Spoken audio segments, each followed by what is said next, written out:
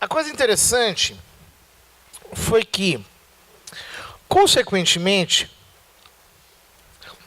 a Adrienne Germain e a Susan Beresford começaram um trabalho de... Mais alguém? Começaram um trabalho de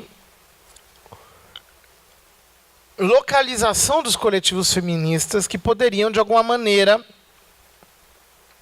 reproduzir aquele discurso do controle populacional. Então percebam que, para o controle populacional, elas tinham que modificar o papel da complementariedade entre o homem e a mulher. Ora, consequentemente, as feministas já estavam desde a década de 70 tentando emancipar as mulheres da família. Diziam elas que a família era uma instituição perversa, a família era uma instituição cruel, a família é uma instituição que não presta. Os marxistas estavam ocupados com a Revolução Operária.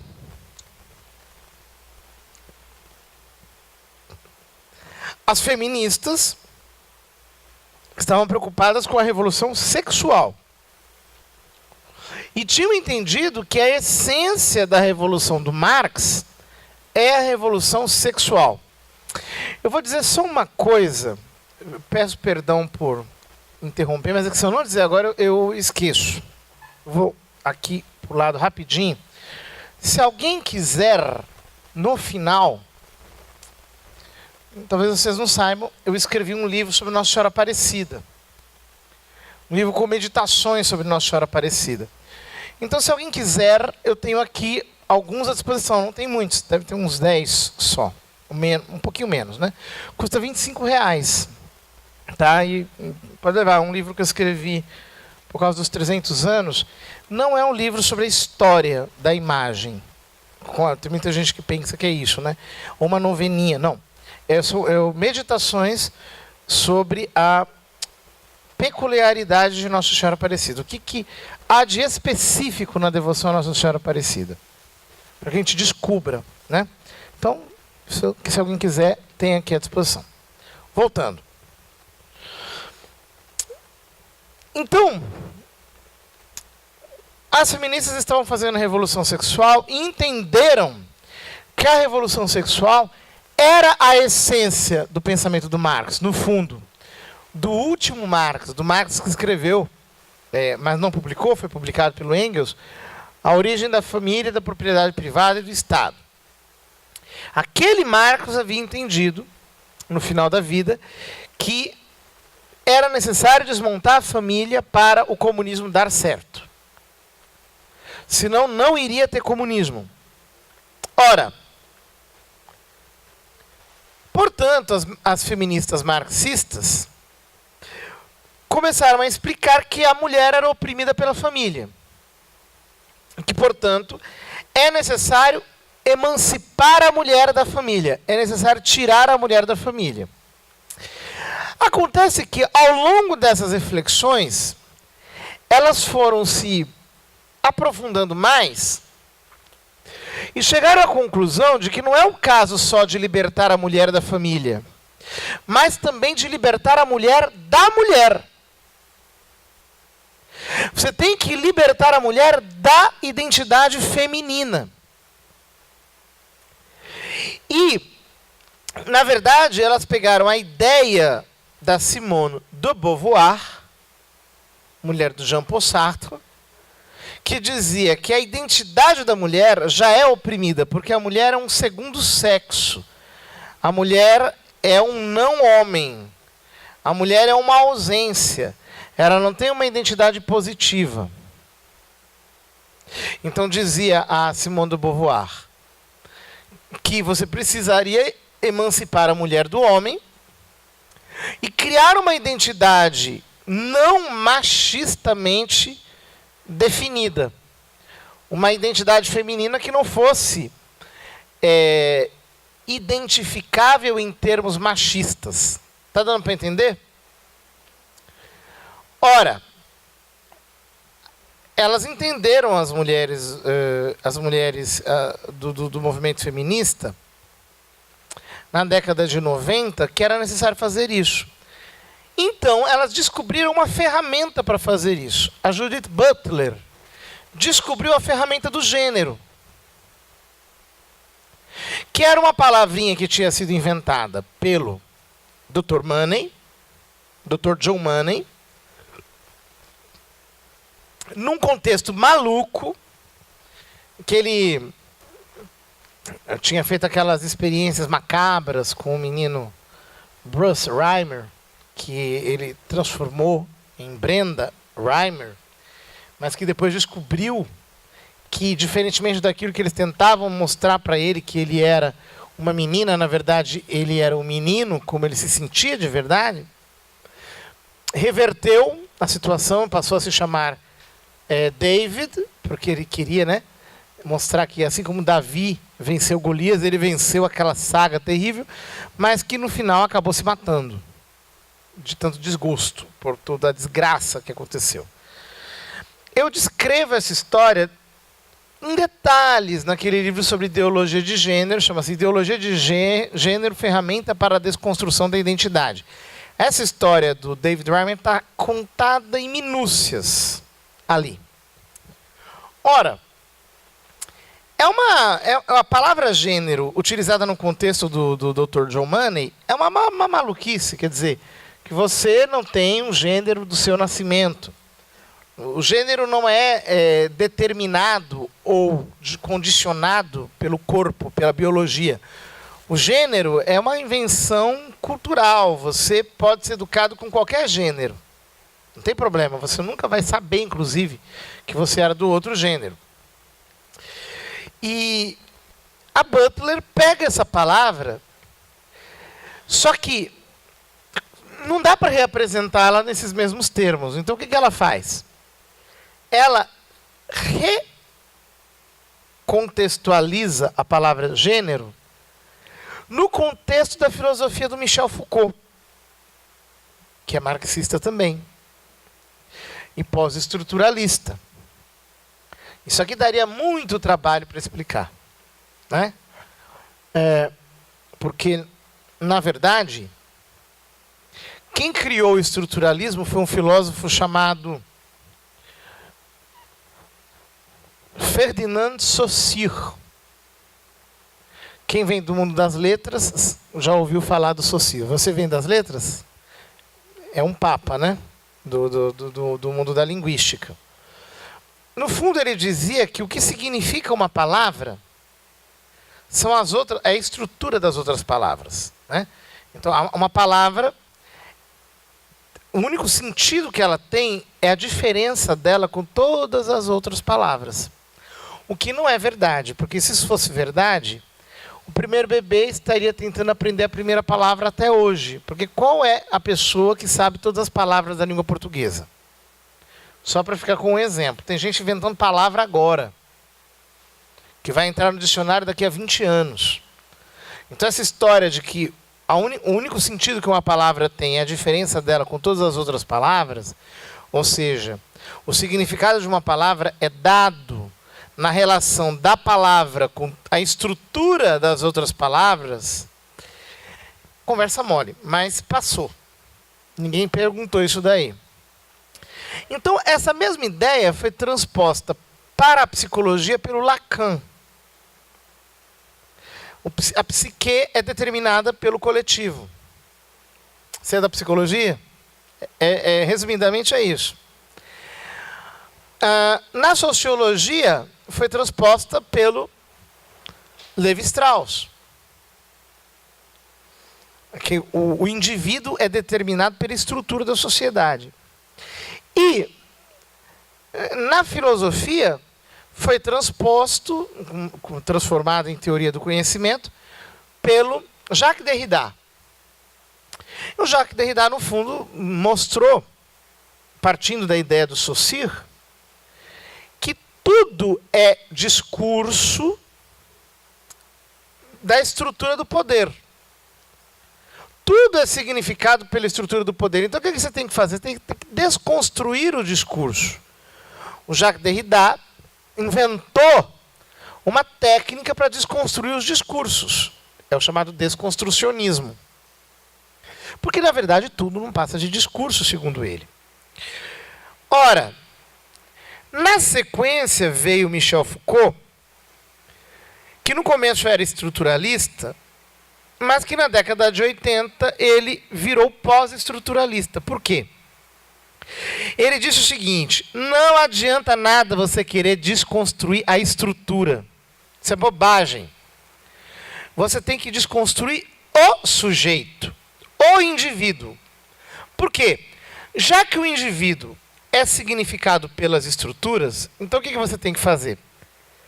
Você tem que fazer o indivíduo recitar um outro personagem que não cabe dentro desse enredo de poder que está aí, dentro dessa estrutura. Então você tem que fazer o indivíduo representar um personagem que não está significado nessa estrutura de poder.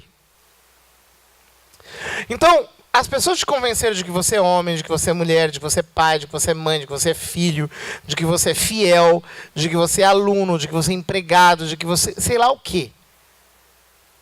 Você tem que entender que você não é nada disso. Identidade é ficção. E você tem que começar a desenvolver um comportamento tão aleatório que ele não tenha significado nenhum, para que ele não possa ser significado por ninguém. Se ele for significável, a estrutura de poder vai vir e te significar. Ora, quando ele te faz recitar um personagem totalmente maluco, aleatório, que ele não é pegável, ele não é definível, ele por definição é indefinível, ele está, sem querer, se aproximando do que a Simone de Beauvoir está dizendo. A mulher é definida ela como um não-homem.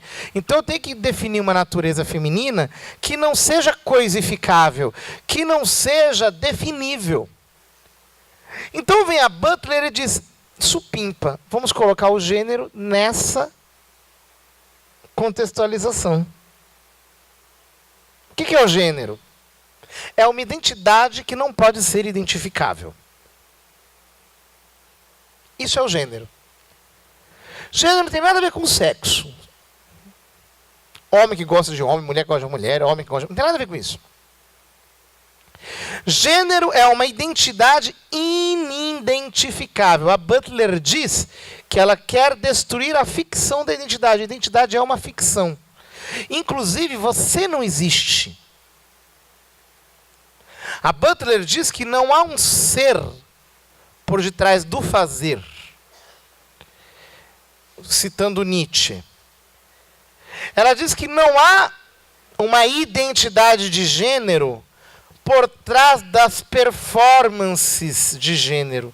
Só existe a performance. Só existe a ação. E essa ação era totalmente inarrestável, inidentificável, indefinível, inorteável. Ela não tem um destino. Ela é totalmente, em si mesma, impegável. Portanto, você foi expropriado da sua identidade. Você não é ninguém. Essa ação que você acha que é você, essa ação é o tudo. E aí diz o Foucault que desse jeito a gente vai desmontar a estrutura do poder. Do mesmo jeito que, se a gente tem um teatro, uma peça de teatro, e os atores param de recitar o personagem, aquela peça deixa de existir. O mundo é um grande picadeiro. Nós estamos todos representando o enredo de poder. Ora, vamos parar de representar quem nós somos, ou quem nós achamos que somos. Vamos representar um negócio completamente etéreo, maluco. Tem que ser queer.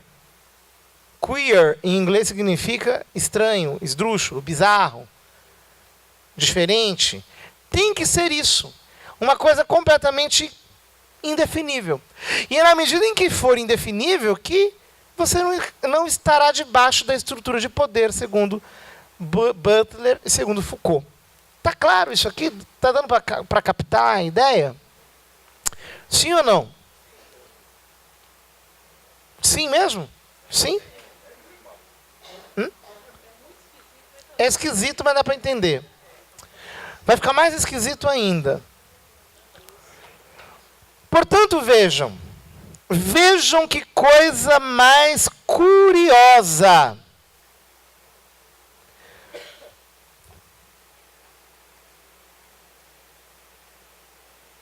Os machos criaram o conceito de fêmea. Então o que a gente faz? Não existe fêmea, não existe macho, não existe mais identidade, é tudo indefinível.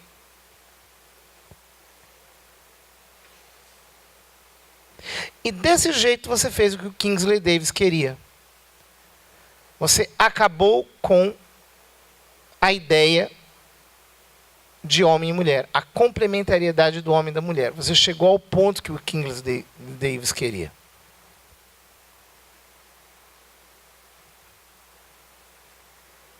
Ora, os metacapitalistas das fundações internacionais estão sendo as mentes mais brilhantes da esquerda. Os metacapitalistas estão sendo as mentes mais brilhantes que pensam para os comunistas, que pensam para os socialistas. Eles não percebem que eles estão sendo feitos de trouxas.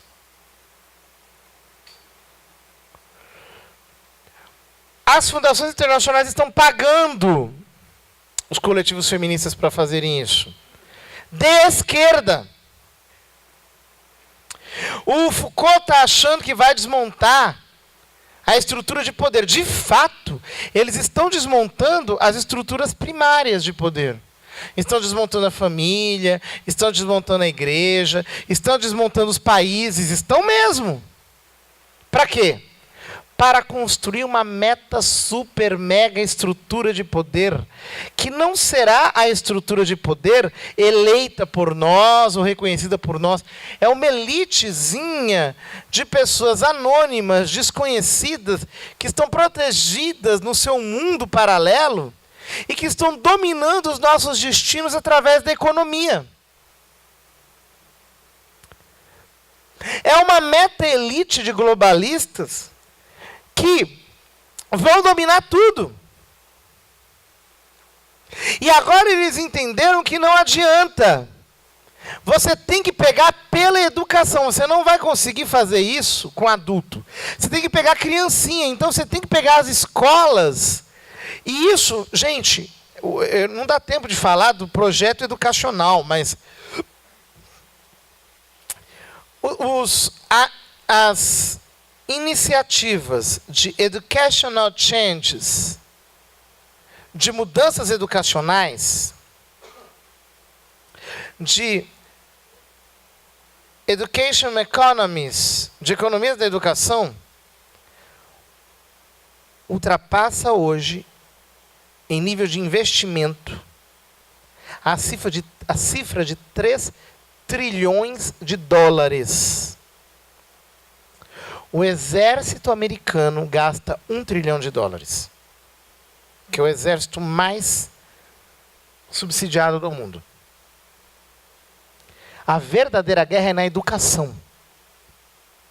Não é com o exército americano. E nem com nenhum outro exército.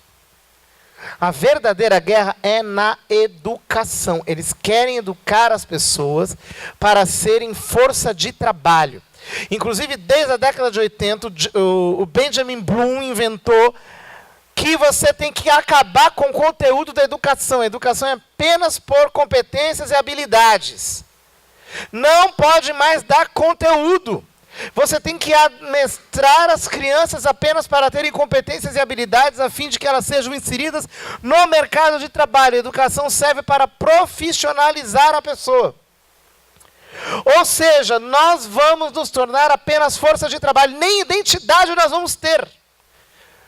Porque pelo gênero eles vão nos tirar a nossa identidade. Você vai ser só força. Nem dinheiro vai haver. No Uruguai agora eles estão abolindo as cédulas. Vai ser só número. Você vai trabalhar e vai ganhar número. E com o número você vai comprar, vai vender, vai fazer, vai acontecer. Com número. Números que são totalmente abstratos. Nem dinheiro mais você vai ter. Dinheiro que já é uma coisa ideológica, abstrata, que ninguém sabe o que aquilo representa direito. Nem isso mais vai existir.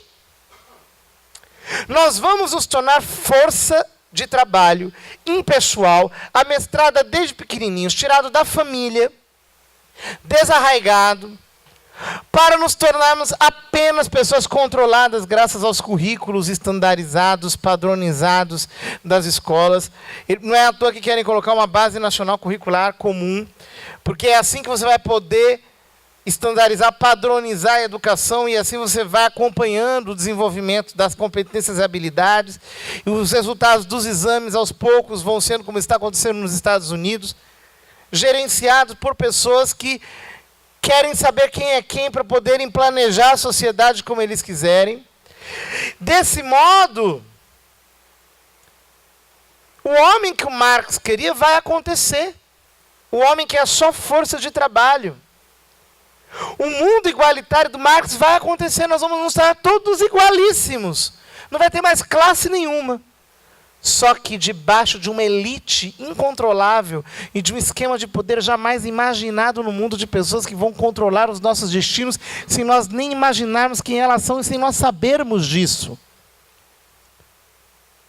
Sem nenhum conteúdo na cabeça.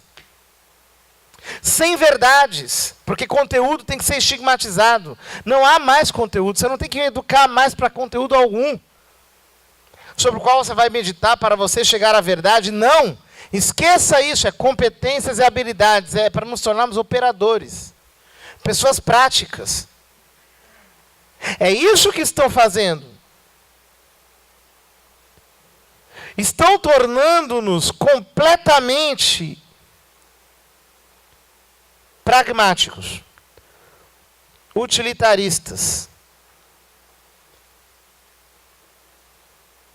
Ora, o modo como isso acontece não é misterioso. Notem que gênero e aborto são um pacote só. É isso que eu estou tentando mostrar para vocês. Que há muita coisa por trás disso. Inclusive, é bom, igreja, você ir acordando, porque se esse negócio for para frente, ninguém não vai nem entender que existe evangelho. É uma coisa que não tem sentido. Por que essa alma, salvar o ser? Para quê? Vamos trabalhar, tem número, vamos trabalhar para ter número, vai todo mundo trabalhar, vamos virar todos operários dessa grande fábrica, vai ter todo mundo ali, casa, comida, teto, uma vida mais ou menos, vai estar todo mundo igualizado, pronto, acabou. É um paraíso, entre aspas, na Terra, um paraíso de gente padronizada. É isso. Não vai ter mais sentido pregar evangelho para ninguém, falar de que é a transcendência. É tudo terra, teto, trabalho, comida, necessidades primárias. É só isso. É como um escravo que trabalha só para ter. Então você está tendo, não, graças a Deus, está dando tudo certo. Olha, o mundo está ótimo, a gente está caminhando para o progresso. Esse mundinho cheio de pouca gente, mas que todo mundo trabalha muito. Em que ninguém nem tem mais lembrança do que é religião e transcendência. Amor. Não precisa disso. Isso é complicado demais. Dá depressão.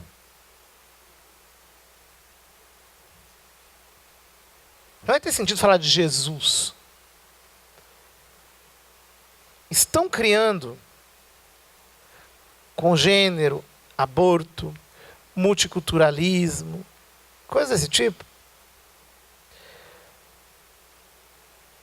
Um esquema de poder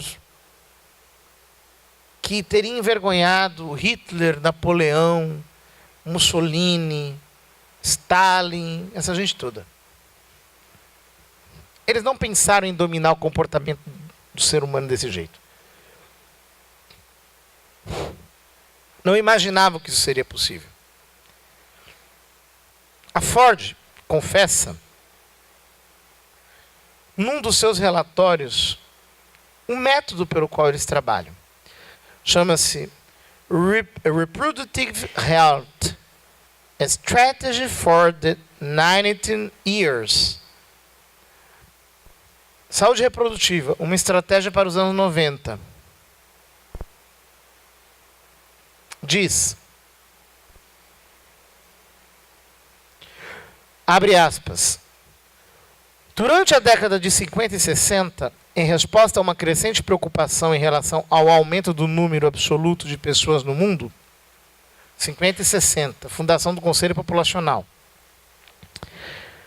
as fundações privadas financiaram a pesquisa e o desenvolvimento de políticas e serviços destinados a reduzir as taxas de crescimento populacional. Nos anos 70, as Nações Unidas e outros países em desenvolvimento, movidos pelas mesmas preocupações, começaram a atuar neste campo. E no fim dos anos 80, praticamente todos os governos passaram a adotar políticas populacionais, na maioria dos casos com o objetivo de reduzir o crescimento populacional. Estão vendo? Exatamente o esquema do que eu tracei para vocês. Conselho Populacional, começam a estudar, vão para a ONU, colonizam de ONGs, aí os países na década de 80 começam a implementar políticas populacionais. Continua. Nos anos 80, um entendimento mais profundo das complexidades do processo pelo qual as pessoas tomam decisões reprodutivas e destas consequências para toda a família, começou a mudar o esquema conceitual a partir do qual as políticas populacionais eram discutidas. O reconhecimento de uma discriminação histórica contra as mulheres em muitos aspectos de suas vidas conduziu a um entendimento mais amplo de que o status das mulheres é um fator chave na sua capacidade e motivação de controlar sua fertilidade. Está explícito. É para controlar o crescimento populacional. Você está usando as mulheres. Está confesso aqui. Continua.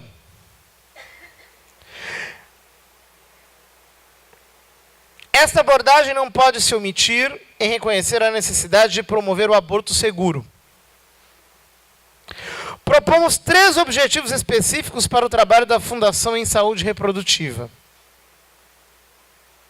Que são, vejam que incrível. Prestem atenção, porque isso aqui é fundamental. 1. Desenvolver um esquema conceitual abrangente, socioeconômico, legal e biomédico para a saúde reprodutiva, intensificando a pesquisa em ciência social, sociologia, e sua utilização na formulação de políticas e no projeto de serviço. Então, passo número 1, os sociólogos estudam. Discurso, como criar discursos. Ué, o Foucault estava reclamando que tudo era discurso, o Derrida estava reclamando que tudo era discurso. Olha aqui, tem um discurso por trás. Estão estudando para criar discursos. 2. Empoderar as mulheres para melhor entender, articular e atuar suas próprias necessidades de saúde reprodutiva nos níveis familiar, comunitário e político. Empoderar as mulheres. Então o que acontece? Os sociólogos vão lá e transferem para as mulheres o seu discurso. Com uma linguagem feminista, com uma linguagem, uma abordagem, etc. Eles vão identificando os coletivos que interessam. Aqui está falando das mulheres, mas pode ser o caso de um coletivo LGBTQI. Pode ser o objetivo de qualquer outro tipo de coletivo, você empodera. 3. Promover o debate público e promover a consciência pública sobre saúde reprodutiva e temas populacionais. Olha, promover o debate público e promover a consciência pública sobre saúde reprodutiva e temas populacionais, incluindo o desenvolvimento de esquemas conceituais, éticos e legais em diferentes sociedades, com a finalidade de implementar políticas e serviços. Ou seja, você, sociólogo, cria discursos, empodera as mulheres e usa as mulheres como caixa de ressonância para elas causarem um alvoroço. Para quê? Para mudarem a ética e a política da sociedade. Então você tem a impressão de que aquilo é uma coisa fantástica, de que tem muita gente, de que é um negócio tremendo, de que há uma necessidade gigantesca, há uma demanda fora do comum. Não tem. Apenas caixa de repercussão. Para quê? Para mudar a ética, para mudar a política. Então pare de entender que não tem causa, como diz o Mao Tse Tung. É para mudar o comportamento das pessoas. Isso foi feito para mudar. Há pessoas trabalhando para mudar. Eu expliquei isso numa viagem que eu fiz para o exterior para uma pessoa que estava guiando o carro comigo. O homem começou a chorar. Eu falei, por que você está chorando? Ele disse, por quê? Foi o que aconteceu com a minha mulher. Eu perdi a minha esposa por causa disso. Ela começou a frequentar o coletivo feminista. Mudaram o comportamento dela. Ela se voltou contra mim.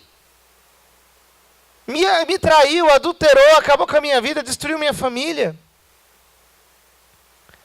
É para mudar a ética. Então, essa ideia de que vamos promover um debate, vamos fazer aqui uma coisa, vamos fazer um programa, né? Na moral.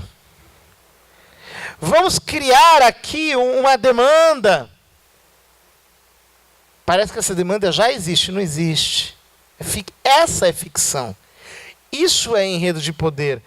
Isso sim é um esquema que está sendo montado para manipular as pessoas. Isso sim é um personagem fictício.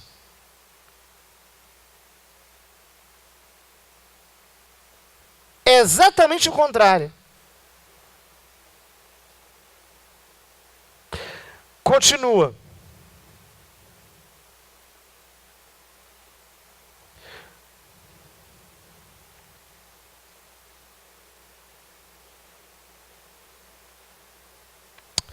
Os estudos sobre a prevalência dos abortos ilegais e inseguros em um determinado país e sobre as demandas que exigem dos serviços de saúde do país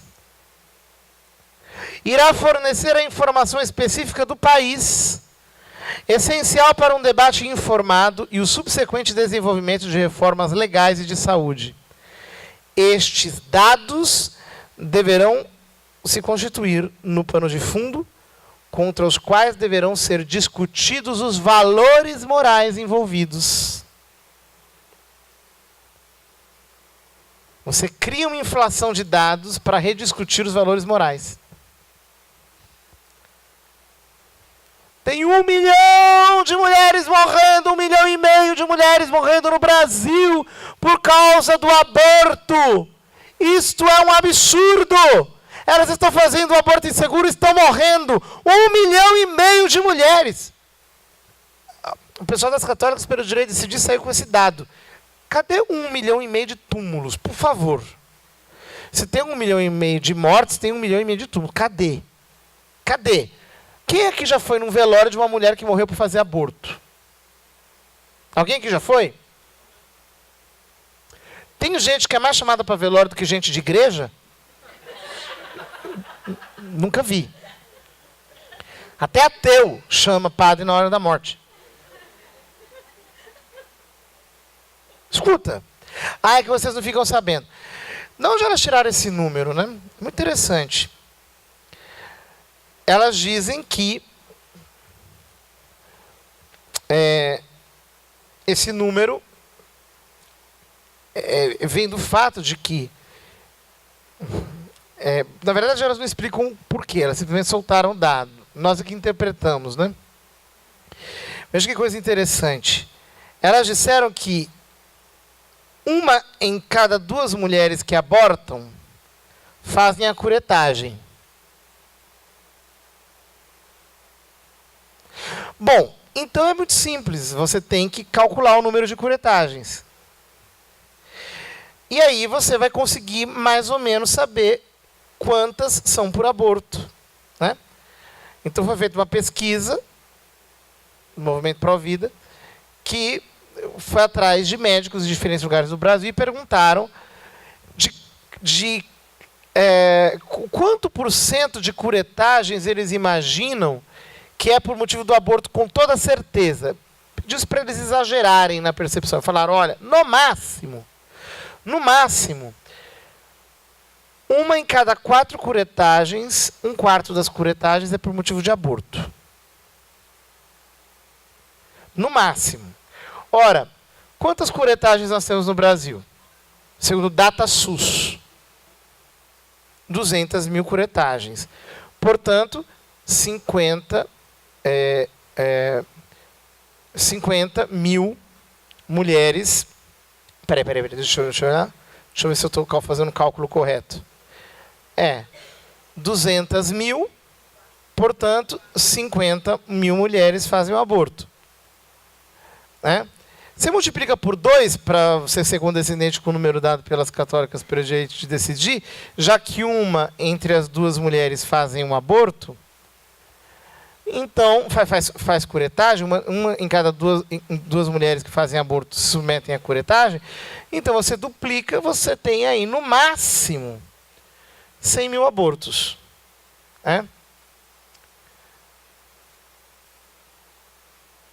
Da onde vem o número de 1,5 milhão de abortos?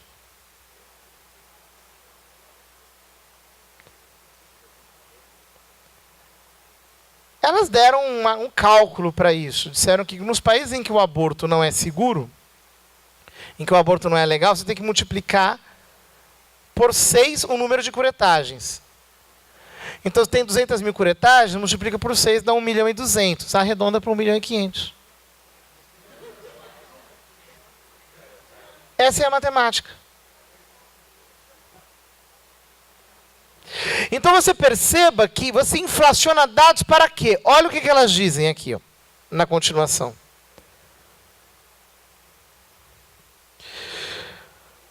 Continuando. Estes dados deverão se constituir no pano de fundo contra os quais deverão ser discutidos os valores morais envolvidos.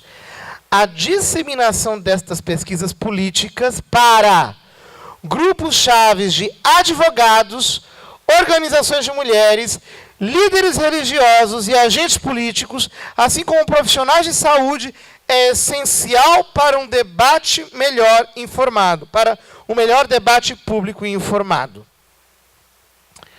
Então você pega esses dados e causa um alvoroço. Você pega gente da igreja, você pega gente do mundo jurídico, você pega profissional de saúde. Você vai causando um alvoroço, causa um alvoroço. Você vai mexendo nos sentimentos das pessoas. Você vai pegando, você pega lá um caso isolado, os pouquíssimos casos que existem de crianças com problema de transexualidade. Joga aquilo na televisão, cria um mal-estar público, gera um debate a respeito, e as pessoas ficam se perguntando sobre aquilo. Você vai mexendo nos valores morais das pessoas, você vai alterando a sua percepção, e desse modo, você consegue chegar ao seu objetivo. Você vai alterando a estrutura da sociedade. Só que isso aqui não é para ajudar as mulheres.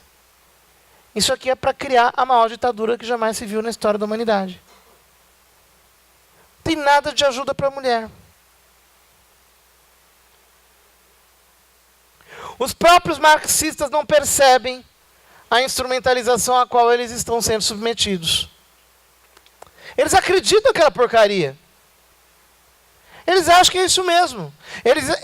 Por que eles assimilaram o modo de pensar do Mao Tse Tung aqui, que na verdade veio do Hegel? Como eles assimilaram isso, então eles acham que é assim mesmo. Eles não percebem que tem gente causando isso. Eles não conseguem puxar o fantoche para ver a mão do fantochista. Eles não conseguem olhar por cima do fio para ver a mão do ventríloco. E eles, inclusive, desenvolveram uma teoria para dizer que não tem ventríloco, que o boneco se mexe sozinho, que não tem mão por baixo do fantoche, o fantoche se mexe sozinho. Nós estamos vendo aqui o fantochista confessar a fantoche, confessar que ele está fantochando a sociedade. Ele está confessando. Nós estamos vendo. Pois é. Nós estamos vendo aqui. Quer dizer, quando é que nós vamos acordar para a realidade que nós estamos sendo feitos de trouxas? Estão mexendo na estrutura da sociedade e vocês percebam o seguinte: esse negócio está crescendo, está agora vindo uma revolução colossal. É uma tsunami educacional que está vindo por aí. Porque tudo isso vai vir pela educação. Então eles estão criando uma arquitetura desgraçada para acabar de instrumentalizar todo o sistema educacional, gerar um sistema educacional novo, todo baseado na economia. E até agora, isso aqui foi só um ensaio, gente. Agora é que vai vir, de verdade, a coisa profissionalmente bem feita. Nós não vimos nada ainda. O que nós estamos vendo acontecer é só teste. Agora vão vir os profissionais. Agora vai vir a coisa tecnicamente feita. Muito bem armada e ninguém está percebendo, ninguém está falando no assunto. As pessoas estão brincando, achando que, não, Deus vai resolver isso daí. Deus não, Jesus é tão maravilhoso, glória a Deus por isso. Escuta aqui. Não tem mágica no Evangelho, não. Não existe mágica. Ou nós percebemos o que está sendo feito e agimos para desfazer esse efeito, ou nada poderá ser feito. O que a gente pode fazer? Veja bem.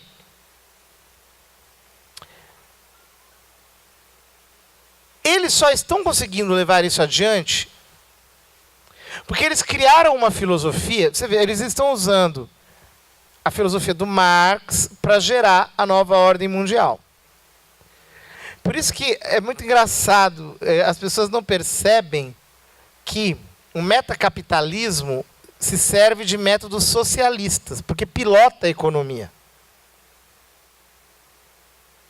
Então ficam as pessoas com essas falsas dialéticas na cabeça, capitalista versus socialista. Quando eu falo mal do socialismo, alguém fala, que você está defendendo os porcos capitalistas. Eu digo, meu Deus, quando é que ele vai entender que essa dialética é causada? Tem gente causando a dialética. Ele tem que sair do nível da causa formal, como diria Aristóteles, e entrar no nível da causa eficiente, ver quem é que está produzindo isso. Que há um sistema bancário que agora está definindo os rumos da educação mundial. Nós precisamos entender que isso aqui está sendo feito porque antes se conseguiu fazer uma coisa, que é formatar a mente das pessoas com essa lógica dialética de quem acha que não é isso mesmo. Não tem ninguém fazendo isso. Isso é normal. Essas coisas estão acontecendo assim. É claro que esse projeto megalomaníaco não vai para frente facilmente. Por quê? Para ir para frente tem que esconder todos os dados das ciências. Você veja, por exemplo, identidade sexual. Está presente em cada célula do nosso corpo. Se você morrer e a pessoa for fazer um exame da tua unha, vai saber que é unha de um homem. Daqui a 50 anos, forem lá no seu caixão, aqui está enterrado um homem. Olha, está aqui, faz lá o exame. Você consegue examinar pelos detritos. A identidade sexual está em cada célula do nosso corpo. Quanto mais você analisa com os instrumentos que nós temos a concepção, mais você percebe que a vida começa ali mesmo. Que o feto é quem vai dando ordens para o corpo da mulher. É ele quem vai fazendo. Você percebe que aquilo é uma vida autônoma. Ele cria o seu ambiente. No corpo da mãe. Para levar isso adiante, você tem que esconder a natureza humana das pessoas. No caso do aborto. A mulher vem chegando para você, padre, eu fiz um aborto. Ai! Desesperada. Fala assim, nossa, filha, foi quando? Semana passada? Não, já fazem 30 anos. Ela está chorando que nem fosse ontem. Por quê? Isso vai contra a natureza dela. Assim como vai contra a natureza humana a ideia de que ninguém é homem e mulher. Chega alguém e fala assim, chega para um homossexual, por exemplo, você gosta do quê? De homem ou de mulher? Gosto de homem. Ah, tá bom, então toma aqui para você a Tammy Gretchen. Ele quer. Mas ela é um homem. Mas ela se... Não, é que esse tipo de homem eu não gosto. Ora, desculpa, mas... Não é... É óbvio que há um jeito. É claro que o gênero também é uma construção histórica, cultural. A masculinidade varia de cultura para cultura, mas é óbvio que ela não é aleatória. Que há uma regulação... que a biologia tem a sua influência. É óbvio que o corpo não é neutro e que isso tem influências psicológicas, tem influências comportamentais. Não é verdade que o gênero é uma identidade aleatória. Tem um chão? Tem um chão? Você tem que esconder a natureza humana. E você tem que acabar com a Igreja Católica, ou pelo menos... Você tem que interceptá-la para que ela não fale da sua doutrina e fale de outra coisa. Ela mude de assunto. Até que você consiga destruí-la. Já tentaram muitas vezes destruí-la ao longo da história. Aí, se quiserem, podem entrar na fila. A coisa é a seguinte. Qualquer pessoa que recebesse uma proposta dessas, disse, olha, eu tenho um esquema de poder maravilhoso, vai dar certo. Você vai ser o dono do mundo, só que tem 3 probleminhas básicos. Vai ter que ocultar o dado de todas as ciências, vai ter que esconder a natureza humana de todos os seres humanos, e você vai ter que destruir a Igreja Católica. Aí vai dar certo. Ninguém toparia um plano maluco que nem esse. Desde que não houvesse um quarto elemento. Estudado, programado e viabilizado. Você tem que distrair as pessoas. Você tem que fazer a pessoa ouvir muito funk. Você tem que dar muita droga para as pessoas. Psicotrópico. Você tem que dopar todo mundo o tempo todo. Você tem que enlouquecer as pessoas. Gerar surtos de pânico social. Fazer todo mundo ficar vidrado em alguma coisa. Você vai criando entretenimentos, Netflix, séries, e não sei o quê, hiperatividade, e jogos eletrônicos, e todo tipo de instrumento para a pessoa ficar ali naquele mundinho. Você vai criando ficções, você vai gerando na cabeça da pessoa a ideia de que ela está no mundo real. Ela não está no mundo real. A cidade não é o mundo real, a cidade é um mundo artificial, ela é fechada. Você não está no universo. Você está trancado naquele mundinho de usos, costumes, relações, de papéis. Isso é um teatro. Você tem a impressão de que quando você vai para a roça, você volta para o mundo de ficção. Aí você tem essa impressão. Não é? Sem experiência cosmológica, se você não devolve a sua existência para a existência real, você jamais vai saber o que é esse mundo. Você não vai conseguir penetrar as camadas de poder que estão sobre você. O que nós temos que fazer? Nós temos que tirar para todas as pessoas essa venda e mostrar a mão do ventríloco. É isso que nós temos que fazer. Nós temos que flagrar isso na mente das pessoas. É um trabalho de conscientização. Nós temos que mostrar para as pessoas o que está acontecendo. Estão querendo destruir tudo, família. Estão dizendo que a família é uma invenção da burguesia. Não, não. A invenção da burguesia é, de fato, a estrutura econômica. A estrutura econômica é uma invenção da burguesia. Não é? O Marx diz que a economia é a essência da realidade. Que os meios de produção são a realidade única que existe, todo o resto é ideologia. Não, não. Os meios de produção, tais como ele entende, são produtos da Revolução Industrial. Esse mundo pós-Revolução Industrial, economicista, em que o Marx se move, foi criado pelos capitalistas. Então nós precisamos voltar às estruturas primárias da sociedade, nós temos que voltar à família, nós temos que voltar, parar de representar, de certo modo Foucault tem uma certa razão, nós temos que deixar de representar esses personagens que eles querem que nós representemos. Entender que não é verdade que nós somos escravos do dinheiro, que Mamon é o nosso Deus. Não é verdade. Não é verdade.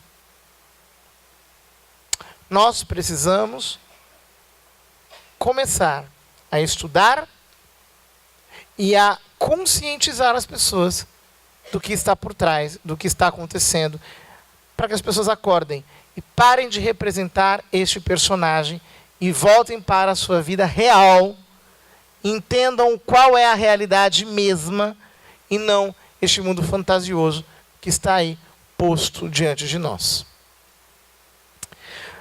Esse é o convite que eu tenho a fazer a vocês. Nós vamos aqui fazer algumas formações exatamente com esse objetivo. Com o objetivo de nós entrarmos profundamente nessas camadas da realidade para chegarmos ao núcleo. Nós estamos sendo enganados. E nós precisamos começar a acordar as pessoas. E não adianta ficar na choradeira, ficar na lamentação, dizer, esse mundo está perdido, Jesus está voltando, o anticristo está chegando. Não adianta ficar nessa choradeira. O que nós precisamos fazer é começar a acordar, acordando outras pessoas, para que assim nós saiamos desse enredo e entremos no mundo da realidade e possamos fazer aquilo que é a nossa missão fazer como igreja, levar as pessoas para a verdade, para o Evangelho. Alguma pergunta? Pois não.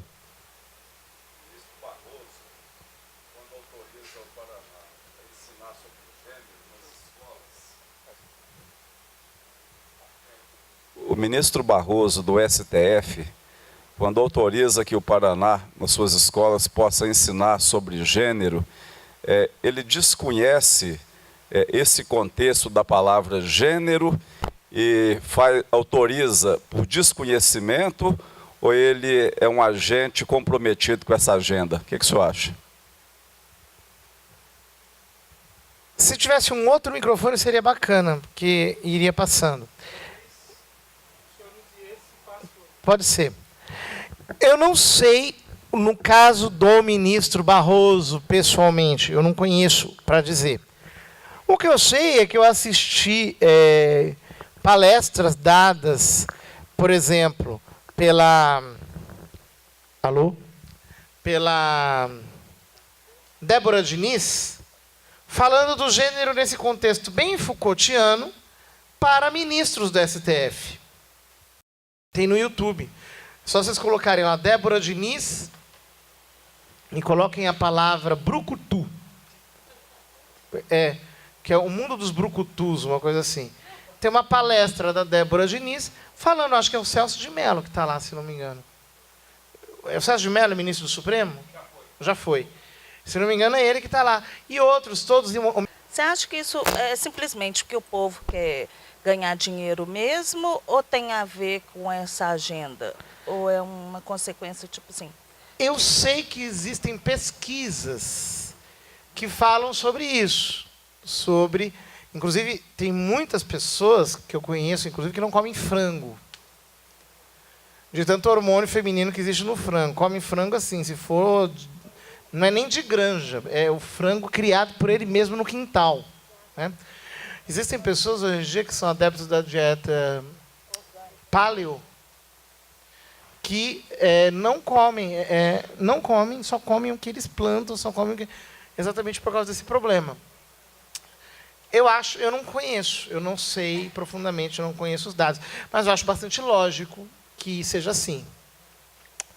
Tendo em vista que as pesquisas psiquiátricas começaram há muito tempo pelas fundações, já com um desejo de inserir aí na alimentação das pessoas produtos geneticamente modificados que venham alterar o seu comportamento.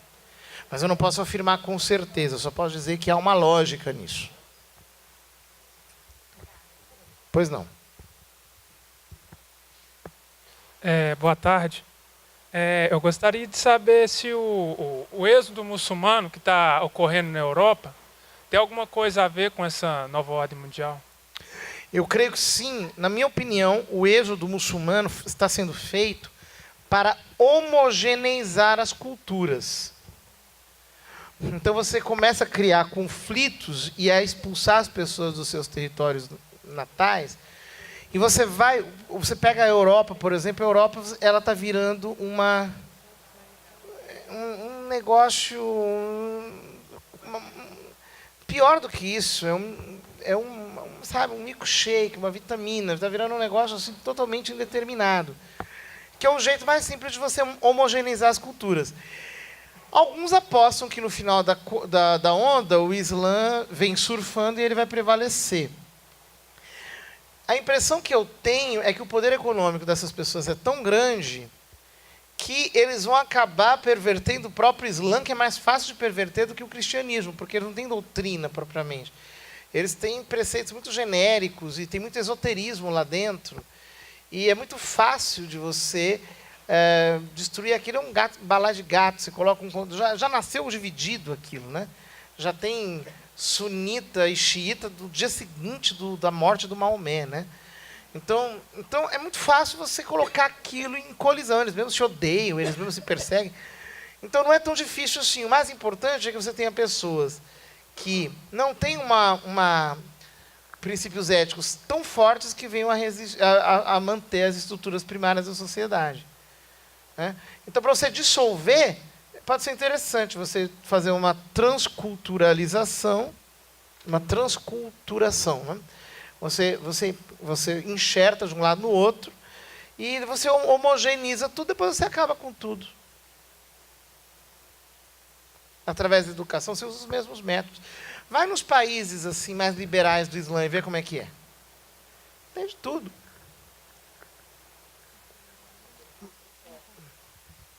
Boa tarde, padre. Só uma coisa, viu? O lance do multiculturalismo é muito mais do que a gente está imaginando. Porque qual que é o esquema que eles usam? Desde o começo do século XX. Então, geralmente, eles usam a Suécia como laboratório. Eles fazem... A Suécia tem um governo socialista, já por cultura, por história, eles têm um modo mais socialista de pensar. Então, por exemplo, antes de que houvesse conselho populacional e tudo mais, e que antes de haver uma teoria, eles começaram a colocar o aborto na Suécia. Depois, eles criaram a teoria e depois eles internacionalizaram. Gênero é a mesma coisa. Tem gênero na Suécia desde a da década de 40, mais ou menos. Tem gênero lá. Não havia nem ideologia ainda. Depois eles teorizam e internacionalizam. E o que está acontecendo na Suécia? Você consegue prever o que vai acontecer no mundo olhando para a Suécia, uma espécie de bola de cristal. Então, o que está acontecendo na Suécia? É proibido ser sueco. Tem vídeos, procurem um vídeo sobre multiculturalismo na Suécia. Então, eu acho que Sweden Multiculturalism tem vídeos. Tem um vídeo que eu me lembro, né, de um cidadão contando o que acontece na Suécia. Então, por exemplo, quando chega um refugiado na Suécia, um imigrante, ele é proibido de aprender o idioma sueco e o Estado tem que pagar um professor que ensine o idioma dele para os filhos dele, para que ele viva na cultura dele dentro da Suécia. Ele não pode se enculturar na Suécia. E a Suécia não é proibido, por lei, você querer de algum jeito que a pessoa entre na sua cultura. Multiculturalismo significa que você não tem mais uma cultura nacional e você tem um sem fim de culturas dentro concorrendo entre si. É claro que isso é um caminho para você destruir a soberania nacional, a identidade nacional de um povo. Ele vira só uma geografia, você acaba com a história. É claro que isso é o jeito mais fácil de você homogeneizar tudo. Então, nós não temos ainda uma teoria sobre multiculturalismo, mas logo mais ela vai aparecer, vocês vão ver.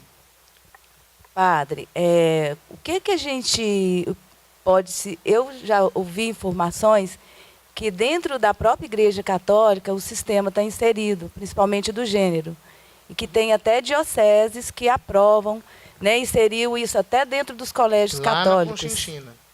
Aqui no Brasil, não? Na Malásia, na Antártida, com os pinguins. Continua. Não, só isso. O que Tem, dizer? sim. Existem que tem. pessoas... E a gente sabe, eu pelo menos sei de colégios católicos. Existem colégios ditos católicos que ensinam a perspectiva de gênero normalmente. Me informaram, por exemplo, essa semana de uma escola de religiosas que fez a quadrilha invertida, os meninos de saia e as meninas de caipirinha masculino, e faz a quadrilha trocada. Achando todos os pais divertidos, que legal! Para você desmontar o machismo na cabeça das meninas e dos meninos. Então tem muita, tem sim. E aí? E aí? E aí a gente tem que fazer o nosso papel mesmo assim. Gente, vocês acham que eu sou amado? Não se admirem de eu não aparecer aqui mais, inclusive. Isso me admira. Eu pensei assim, como que você está aqui? Eu não sou uma pessoa De querida acesso, na igreja. Existem páginas de internet contra mim. Feitas assim, para acabar comigo. Por onde eu vou, eu sou extremamente boicotado. Né? Eu sou doutor em teologia em São Paulo. Sou um dos poucos que tenho doutorado em teologia moral.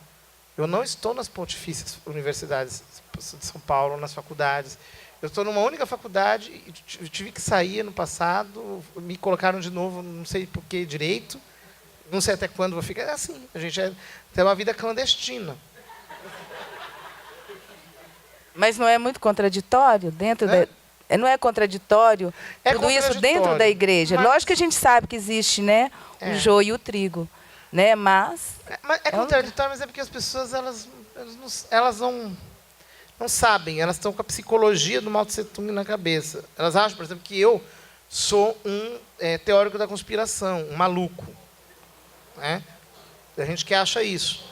Mas eles não fizeram o trabalho de ler os documentos que a gente leu, de consultar a bibliografia que a gente consultou, entendeu?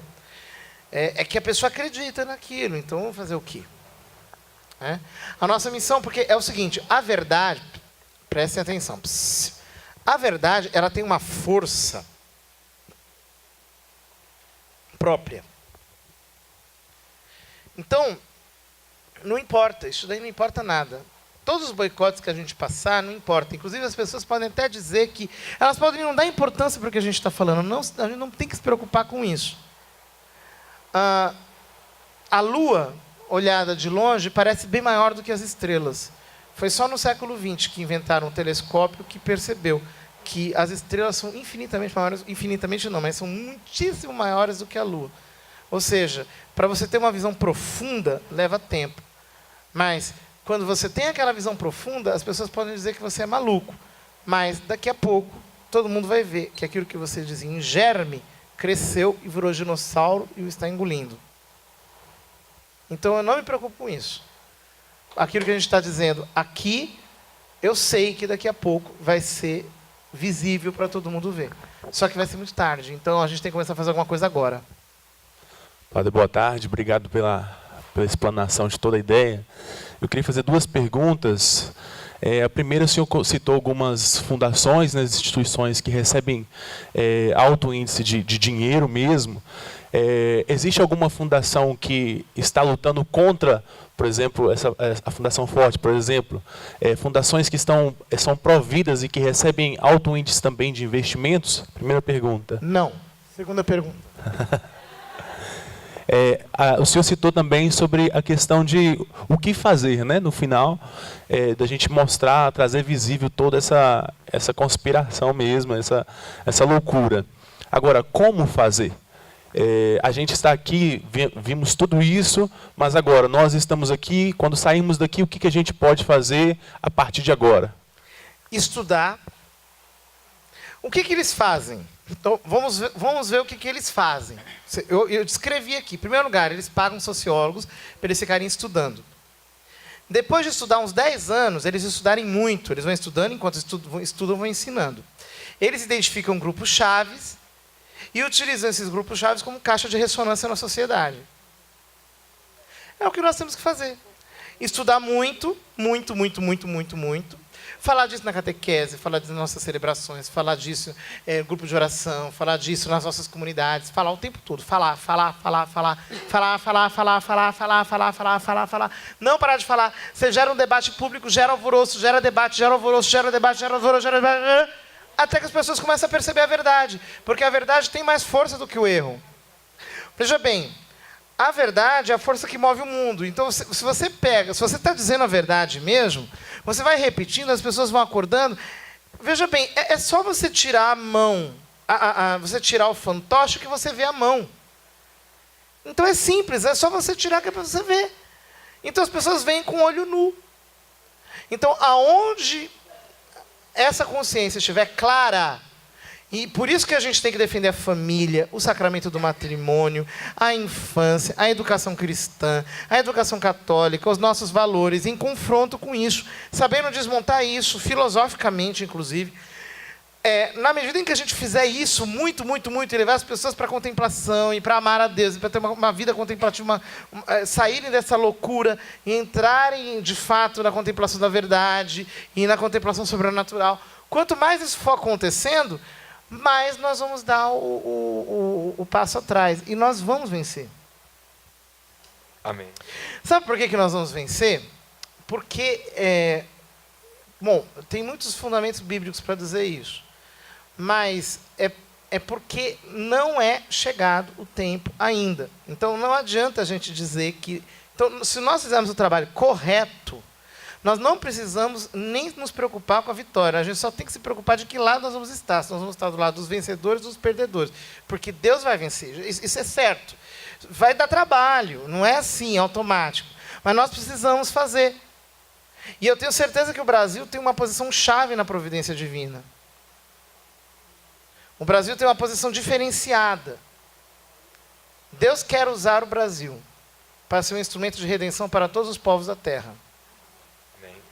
Padre, voltando um pouco no que foi falado, um complemento interessante, tem até uns sites que falam sobre isso, tem um site chamado Knowledge Power, Conhecimento é Poder, que está em português esse site, que mostra o quanto que é usado nas músicas, nas novelas, na cultura de massa, de programação neurolinguística, que eles usam algumas técnicas de hipnose, algumas palavras-chave, algumas imagens subliminares, para através disso irem moldando nossa mente, nosso raciocínio. E eu acho assim, toda mulher no Brasil vê novela. E na novela, uma coisa perceptível. Amém, graças a Deus. Modo de dizer. Eu sei, mas é o seguinte, é uma coisa perceptível o quanto que eles vão avançando devagar e sempre nos temas. O quanto que eles usam determinados temas como laboratório de teste e, às vezes, em 10, 15, 20 anos, chega um complemento do negócio que começou lá atrás. Isso é uma forma que eles usam, aos poucos, para moldar a mente das pessoas, para quebrar determinados tabus, e sempre com palavras-chave, com temas-chave como preconceito. E outra coisa interessante que o senhor falou, é a questão do Brasil. Eu acredito, sinceramente, também, que o milagre de Fátima tem a ver com o Brasil também, e que a questão do Brasil, nós temos que atentar bastante. Na cidade grande, infelizmente, nós perdemos os costumes da terra com as coisas que nos fazem uma nação soberana, que é a nossa cultura, a nossa identidade, como a festa junina, por exemplo, o Dia de Reis. Nós temos que voltar mais para os nossos aspectos culturais próprios nacionais para combater esse internacionalismo. Muito bem. Perguntas? Conhecimento é poder, em inglês. Perguntas, aqui tem mais perguntas lá atrás. Microfone. Vamos lá. Isso. Boa tarde. Primeiramente, muito obrigada, padre, pela presença aqui. Né? Foi tão esclarecedor e é muito bom ter sua presença aqui no nosso meio. Espero que possa voltar, não sejam forças internas ou externas que vão atrapalhar. Mas a minha pergunta é mais de caráter teórico, a respeito de Simone de Beauvoir, quando ela fala, não se nasce mulher, torna-se mulher. Uhum. E aí vem Judith Butler quebrando tudo. Ou isso é complemento ou é um paradoxo? A partir do momento que Judith Butler fala em performance, em linguagens, e modifica isso que ela fala. Não se torna mulher, não se nasce mulher, torna-se mulher. Essa é a minha dúvida. A Judith Butler está muito além da Simone de Beauvoir. Eu não diria que é um paradoxo, eu diria que é um desenvolvimento daqueles princípios, só que levados às últimas consequências. A Judith Butler diria, não se nasce mulher, torna-se gênero. Quer dizer, é uma coisa indefinida. Na performance de gênero, a Butler diz o seguinte, que como é que se gerou a ficção do homem e da mulher? Gerou-se a ficção do homem e da mulher porque as pessoas começaram a fazer a repetição compulsória da identidade, né? Então começou a repetir, todos os homens começaram a repetir um jeito de ser masculino, fisicizado, etc., sexista, diria ela, e as mulheres do mesmo jeito. Então o que nós temos que começar a fazer? É a repetição compulsória de gênero, você cada vez mais doido, cada vez mais bizarro, inidentificável, você cada vez interpretar com as performances mais malucas. Quanto mais você fizer a interpretação compulsória de gênero, não se nasce mulher, torna-se... Não torna-se. É uma ação que não tem fim, ela não tem nem identidade. É só ação. Então, é que tá. Não, veja bem, na teoria da Butler, ela não pode ser o que ela quiser porque ela não existe. E ela não existirá, não se gera uma identidade. É só ação. Boa tarde. Oi. Obrigada também pela presença, muito esclarecedor. E eu queria falar de uma dúvida pessoal. Que tem 1 ano que a gente é casado, estamos abertos à vida, desejamos muito ter filhos, mas uma preocupação nossa é da educação mesmo dos filhos, porque a gente sabe, infelizmente, da realidade das escolas católicas aqui em Belo Horizonte. E é uma preocupação nossa, é como educar os nossos filhos, se a gente pode mandar eles para a escola, se devemos educá-los em casa, o que fazer? Eu acho que nós precisamos cada vez mais... ultimamente eu tenho ajudado bastante a turma do homeschooling. Ajudado, assim, moralmente, porque eu não tenho tido tempo de fazer mais do que isso. Porque o homeschooling é um direito que ele não está regulamentado na Constituição brasileira. Nós precisamos regulamentar. É a solução mais fácil para esse problema. Mais fácil do ponto de vista do problema, não do ponto de vista dos pais. Que é você aprender a educar o seu filho em casa. A alfabetizá-lo em casa, a ensiná-lo em casa, etc. Quem puder, quem conseguir fazer isso, é melhor. Se conseguirem criar uma associação de pais que cria um colégio em que vocês mesmos gerenciam, melhor ainda. Mas sempre haverá algum tipo de ingerência. E os colégios que querem se manter assim, firme, a burocracia para você criar um colégio é um negócio fora do comum. Nós temos uma paróquia lá em Osasco que está querendo criar um colégio católico. Já estão 2 anos tentando. Né? E assim, é burocracia em cima de burocracia, é um negócio fora do comum. Acho que ano que vem, se Deus quiser, consegue. E é escola católica mesmo. Então, quem puder... não vai dar para os próximos 3 anos, mas daqui a 5, daqui a 7 anos, a gente não consegue ir formando uma escola católica? Pode ser que sim. Uma escola organizada pelos próprios pais. Eu acho fantástico. Né? Se nós tivermos boas escolas mesmo, eu acho melhor do que o homeschooling. Né? Porque uma boa escola pressupõe a educação familiar. As duas coisas. Pressupõe que a família determina o que se ensina na escola e pressupõe que a escola conta com a família no processo educativo. E essa educação vai ser muito mais personalizada, vai ser muito mais individual. Você vai entrar no caso do aluno. Isso é muito mais profundo. Tá bom? Então, quem tem filho, tenha, com todo amor, tem que ter, mas eu acho que tem que começar a pensar nisso. Como é que nós vamos educar? Vamos fazer o homeschooling? Como é que é isso? Como é que funciona? Há uma burocracia que tem que ser cumprida para isso, etc. Mas é interessante. Oi. Vai ter um Congresso Internacional de Educação Católica nos dias 1 e 2 de julho, no Rio de Janeiro, que vai falar também sobre esse assunto. Então, é importante. Quem puder ir... Boa tarde, agradeço também a sua presença. Eu queria saber, padre, a importância, a influência dos pensadores da escola de Frankfurt que foram para os Estados Unidos no pós-guerra, em todo esse processo, todo esse desenvolvimento, entendeu? Bom, é fundamental porque o que acontece? Eles fizeram um deslocamento. Quando Marx escreveu, ele entendia que a educação não era útil para o processo revolucionário. Nas 11 teses sobre Feuerbach, que é a obra principal do Marx, na minha opinião, mas é uma obra de 3 páginas, né? Muito densa, de uma densidade fora do comum. A terceira tese, ele fala que o negócio é esquecer a educação e ir para a praxis. O Marx estava falando exatamente disso. Ora, nessa obra, ele deixa claro que a educação não é o caso. Você tem que ir para a praxis revolucionária. Em 1923, quando aconteceu o Congresso do Partido da Terceira Internacional,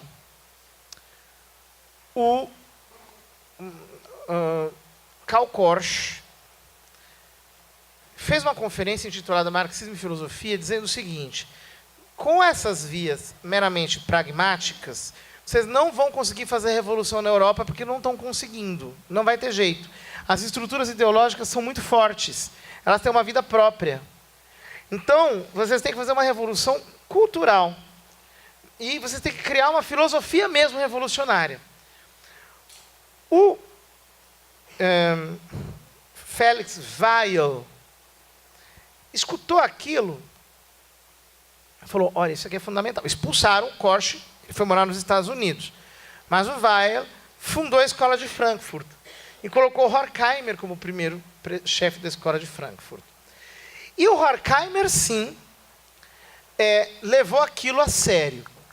E ele escreveu um ensaio chamado Teoria Tradicional e Teoria Crítica, em que ele mostra que o único jeito de você romper aquele esquema conceitual tradicional é criticando toda a realidade na base de entender que existe interesse econômico por trás dela.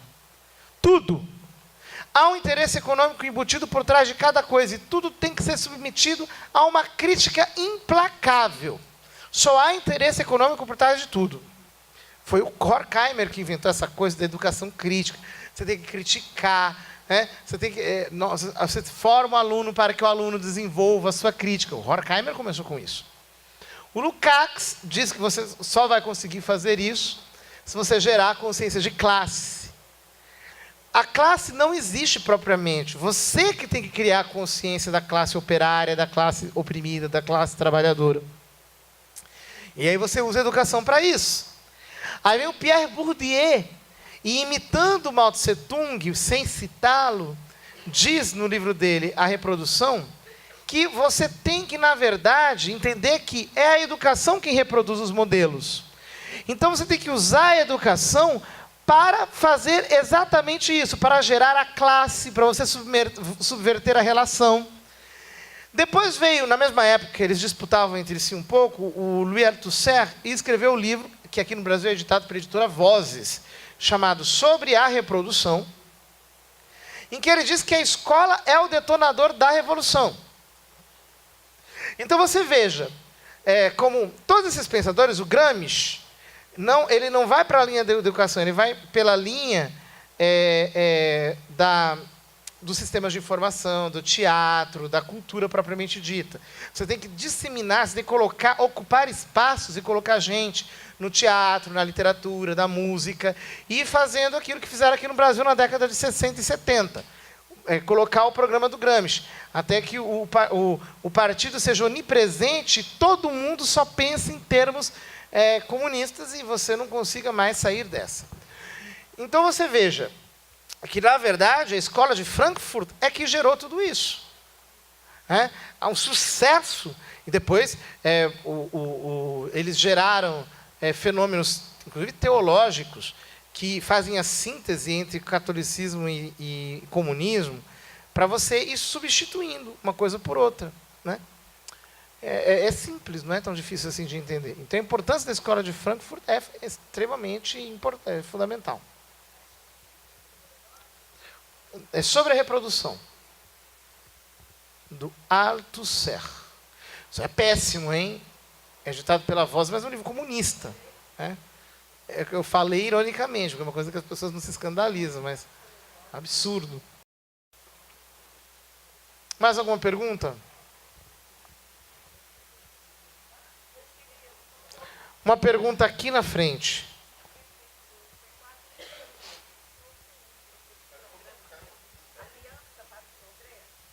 Fala no microfone que assim os outros ouvem também. Eu fui do tempo de um programa americano chamado Aliança para o Progresso.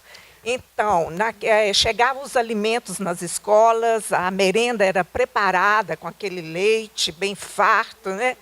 E depois eu ouvi dizer que interferia na fertilidade.